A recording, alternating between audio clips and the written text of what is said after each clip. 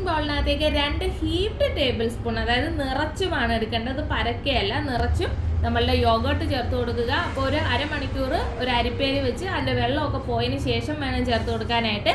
ഇതിനകത്തേക്ക് ഒരു 1/2 ടീസ്പൂൺ ഉപ്പും 1/2 ടീസ്പൂൺ നല്ല എരിവുള്ള മുളക് പൊടിയും 1/2 ടീസ്പൂൺ കുരുമുളക് പൊടിയും 1/2 ടീസ്പൂൺ തന്നെ നമ്മളുടെ ജീരകം പൊടിച്ചതും അതോടൊപ്പം തന്നെ ഒരു 1/4 ടീസ്പൂൺ മാത്രം മല്ലിപ്പൊടിയും 1/4 ടീസ്പൂൺ മഞ്ഞൾപ്പൊടിയും കൂടാതെ തന്നെ 1 ടേബിൾ സ്പൂൺ ഇഞ്ചി വെളുത്തുള്ളി പേസ്റ്റും 1/2 ടേബിൾ സ്പൂൺ കോൺഫ്ലോറും. അപ്പോൾ കോൺഫ്ലോർ ഒരു ബൈൻഡിങ്ങിന് വേണ്ടിയിട്ടാണ് ചേർക്കുന്നത്. കൂടാതെ തന്നെ 1/2 ടീസ്പൂൺ ഗരം മസാലയും 1 ടീസ്പൂൺ കസൂരി മേത്തിയും അതോടൊപ്പം തന്നെ 2 ടീസ്പൂൺ റിഫൈൻഡ് ഓയിലുമാണ് ചേർത്തിട്ടുള്ളത്. ഏത് റിഫൈൻഡ് ഓയിൽ വേണമെങ്കിലും ചേർക്കാം. നമ്മളുടെ കോക്കനട്ട് ഓയിൽ പരമാവധി ചേർക്കാതിരിക്കുക, ടേസ്റ്റ് മാറും.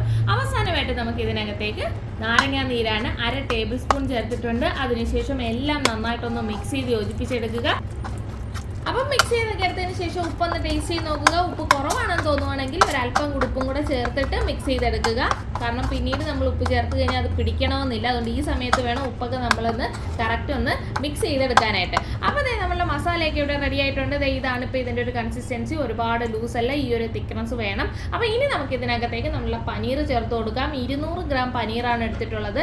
ഞാനിവിടെ ബ്ലോക്ക് പനീറാണ് എടുത്തിട്ടുള്ളത്. അതായത് ബ്ലോക്കായിട്ട് പനീർ വാങ്ങാൻ കിട്ടും, അതിനെ കട്ട് ചെയ്താണ് എടുത്തിട്ടുള്ളത്. അപ്പോൾ നിങ്ങൾക്ക് ഇഷ്ടമുള്ള സൈസിൽ, ഞാൻ ഈ ഒരു സൈസിലാണ് കട്ട് ചെയ്തെടുത്തിട്ടുള്ളത്. ഇതിൽ നിന്നും വലിയ സൈസിലും വേണേൽ ചെയ്തെടുക്കാം. കാരണം നമ്മൾ പനീർ ടിക്കാസൊക്കെ ഉണ്ടാക്കുന്ന സമയത്ത് കുറച്ച് വലിയ സൈസിലുള്ളതായിരിക്കും നല്ലത്, അല്ലെങ്കിൽ പൊടിഞ്ഞു പോകാനുള്ള സാധ്യത വളരെ കൂടുതലാണ്. നമുക്ക് ബ്ലോക്ക് ആയിട്ടുള്ളതല്ലാതെ തന്നെ പാക്കറ്റിൽ ചെറിയ ചെറിയ ക്യൂബ്സ് ആയിട്ട് വാങ്ങാൻ കിട്ടും. പക്ഷെ അത് വളരെ ചെറുതായിരിക്കും, വളരെ തിന്നുമായിരിക്കും.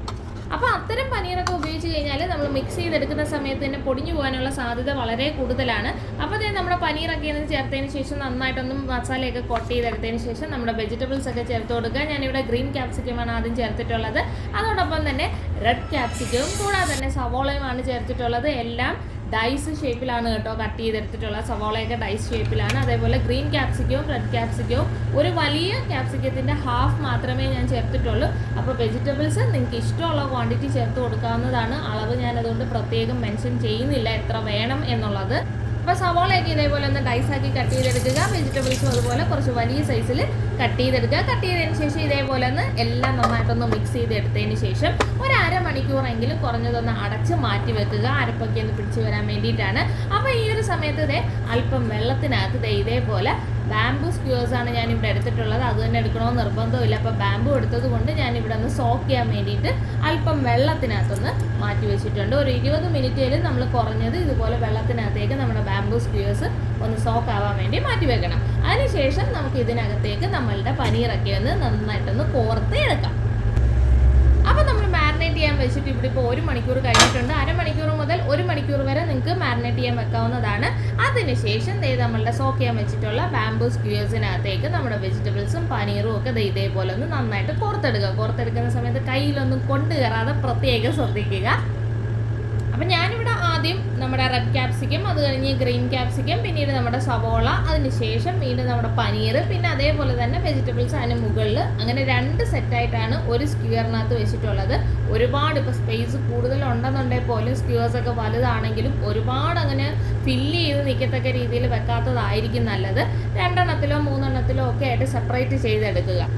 പിന്നെ മറ്റൊരു കാര്യം, നമ്മൾ ഇതേപോലെ കോർത്തെടുക്കുന്ന സമയത്ത് നമ്മുടെ പനീർ പൊട്ടിപ്പോവാതെ പ്രത്യേകം ശ്രദ്ധിക്കണം. അപ്പോൾ കുറച്ച് വലിയ സൈസിലുള്ള പനീറാണെന്നുണ്ടെങ്കിൽ നമുക്കതൊക്കെ കുറച്ചും കൂടെ പെട്ടെന്ന് ചെയ്തെടുക്കാനും പൊട്ടിപ്പോകാനുള്ള സാധ്യതയും വളരെ കുറവായിരിക്കും.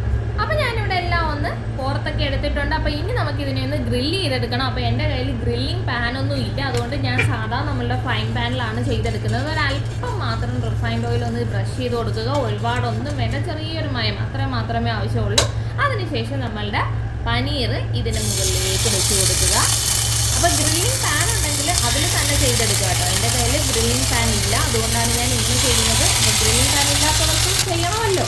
അപ്പോൾ അത് ഇതേപോലെ വെച്ചതിന് ശേഷം പതുക്കെ എല്ലാ സൈഡും 4 സൈഡും പനീറിൻ്റെ 4 സൈഡും നമ്മൾ തിരിച്ച് വെച്ച് കൊടുക്കണം. അതായത് ഓരോ സൈഡും ഒരു ലൈറ്റ് ബ്രൗൺ ഷെയ്ഡ് എത്തുമ്പോഴത്തേക്ക് അടുത്ത സൈഡിലേക്ക് മാറ്റി കൊടുക്കുക. അങ്ങനെ 4 സൈഡും ഒന്ന് ബ്രൗൺ ആകുന്നത് വരെ വെയിറ്റ് ചെയ്യുക.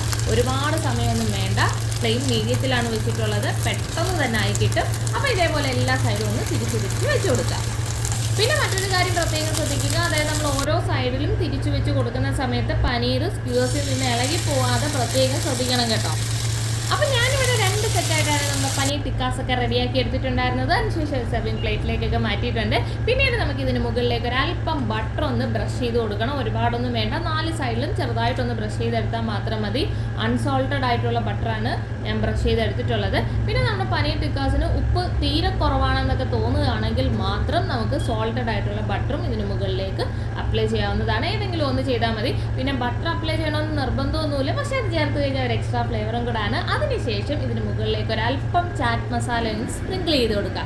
ഒരുപാടൊന്നും വേണ്ട, വളരെ കുറച്ച് മാത്രം ഒന്ന് സ്പ്രിങ്കിൾ ചെയ്ത് കൊടുക്കുക.